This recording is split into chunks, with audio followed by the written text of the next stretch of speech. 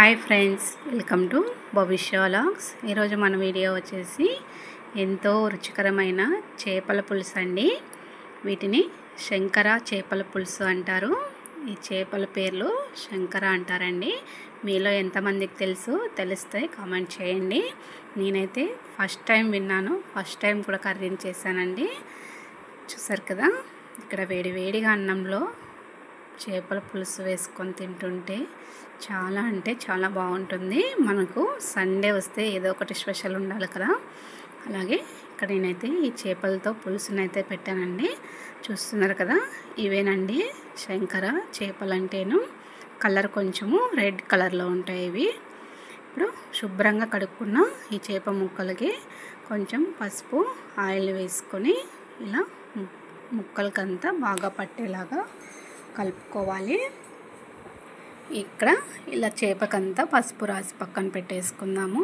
ఇప్పుడు నేను తీసుకున్న 1.5 kg చేపలకైతే ఇక్కడ నేను ఒక గుప్పెడంతా చింతపండునైతే తీసుకున్నానండి. ఇప్పుడు దీనంతా కూడా బాగా శుభ్రంగా కడుక్కొని చింతపండుని నానబెట్టేసుకుందాము.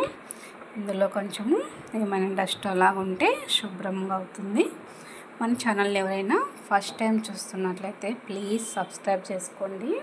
అలాగే పక్కనే ఉన్న బెల్ ఐకాన్ని క్లిక్ చేసుకోండి. చూసారు కదా, అలాగే ఇక్కడ మనం మసాలా పౌడర్ని అయితే ప్రిపేర్ చేసుకున్నాము.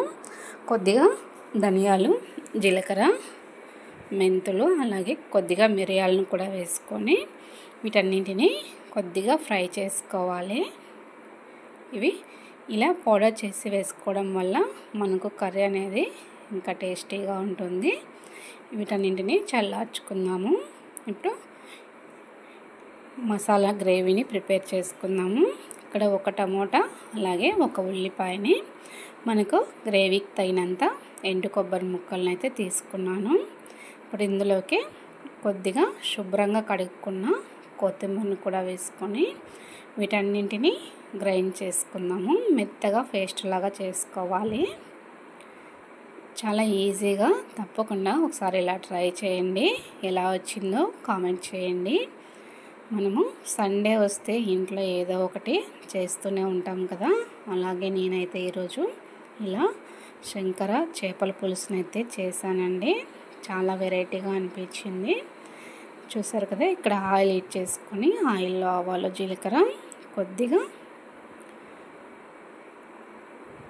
బిర్యానీ ఆకు వేసుకొని చిన్నగా తరిగిన ఉల్లిపాయలు, ఒక 2 పచ్చిమిర్చిని వేసుకొని బాగా ఫ్రై చేసుకోవాలి. ఇదంతా ఫ్రై అయిన తర్వాత అల్లం వెల్లుల్లి పేస్ట్ వేసుకొని దీన్ని కూడా ఒక 2 నిమిషాలు ఫ్రై చేసుకోవాలి. మనకి ఇదంతా బాగా ఫ్రై అయిన తర్వాత ఇప్పుడు ఇందులోనే పసుపు, అలాగే కారానికి తగినంత కారం పొడిని వేసుకుంటున్నాను. మనకి రుచికి తగినంత వేసుకోవచ్చు. ఇది ఒక 2 ఇలా కలిపేసుకొని ముందుగా గ్రైండ్ చేసుకున్న మసాలానంతా ఇందులో వేసేసుకోవాలి. మనము కారాన్ని ఇలా ఆయిల్లో వేసుకోవడం వల్ల మనకు కర్రీ అనేది కలర్ అనేది చాలా అంటే చాలా బాగా వస్తుంది. చూసారు కదా, ఇప్పుడు ఇదంతా కూడా మసాలానంతా బాగా ఉడికించుకోవాలి. మనకి ఇది ఫ్రైలోని మసాలా అంతా బాగా ఉడికిందనుకో టేస్ట్ చాలా బాగుంటుంది. ఇక్కడ చూసారు కదా, ఇలా ఉడికిన తర్వాత మనం ముందుగా నానబెట్టుకున్న చింతపండునంతా ఇలా రసం తీసుకోవాలి. ఈ రసాన్ని అంతా చింతపండు రసం వేసుకున్న తర్వాత ఇదంతా ఒకసారి బాగా కలిపేసుకొని మనకు కర్రీకి కావాల్సినంత వాటర్ని అయితే వేసుకోవాలి. మనకు గట్టిగా ఉండాలనుకుంటే కొంచెం తగ్గించుకొని వేసుకోవచ్చు. ఇప్పుడు ఇందులోనే రుచికి తగినంత ఉప్పును కూడా వేసుకొని తగినంత వాటర్ వేసేసి బాగా ఉడికించుకోవాలి. మనం ముక్కలు వేసుకునే ముందే కర్రీ అనేది బాగా ఉడికించుకోవాలి. ఇక్కడ నాకైతే కొంచెం ఉప్పు తక్కువగా అనిపించింది. అలాగే కారాన్ని కూడా వేసుకొని ఒక 5 నిమిషాలు లో ఫ్లేమ్లో ఉడికించుకోవాలి. ఇప్పుడు మనం ముందుగా వేయించుకున్న మసాలాలు చల్లారిన తర్వాత ఇలా మెత్తగా గ్రైండ్ చేసుకొని పౌడర్లా చేసి పెట్టుకోవాలి.